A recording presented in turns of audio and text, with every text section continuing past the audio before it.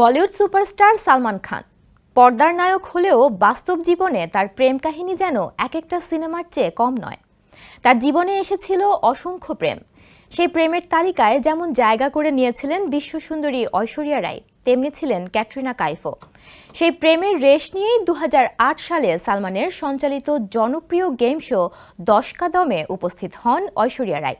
আর সেখানে এসেই প্রেমিক সালমানকে নিয়ে খুবই অভিমান প্রকাশ করেছিলেন এই সুন্দরী। বিস্তারিত ডেস্ক রিপোর্টে।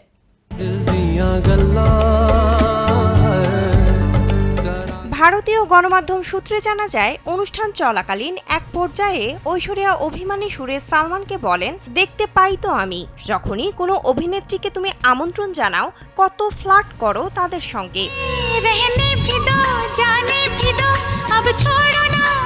এ কথা শুনে বলিউড ভাইজান অভিভূত হয়ে তাকিয়েছিলেন তার প্রেমিকার দিকে। তারপর আদরের সুরে বলেছিলেন, তুমিও এসেছো, এসো তোমাকেও আমি জড়িয়ে ধরছি বলেই ঐশ্বরিয়াকে আলিঙ্গন করেন সালমান।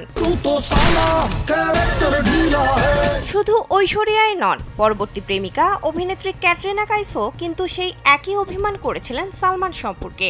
ক্যাটরিনা বলেছিলেন, সালমান খান তুমি মহিলাদের সঙ্গে ইদানিং খুব ফ্লার্ট করছো দেখছি।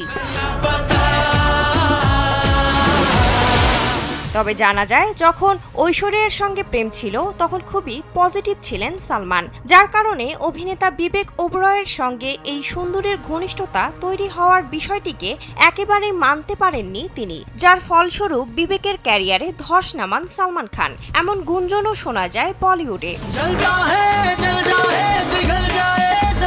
এদিকে পরবর্তী সময় ঐশ্বরিয়ার বিয়ে হয় অভিষেক বচ্চনের সঙ্গে, আর ক্যাটরিনা বিয়ে করেছেন অভিনেতা ভিকি কৌশলকে। বর্তমানে সালমানের দুই প্রেমিকা যখন খুব ব্যস্ত নিজ নিজ সাংসারিক জীবন নিয়ে, সেখানে বলিউড ভাইজান এখনো রয়ে গেছেন অবিবাহিত। জীবনে প্রেমিকা আসা সত্ত্বেও কোনো সম্পর্কই বিয়ে পর্যন্ত গড়ায়নি তার।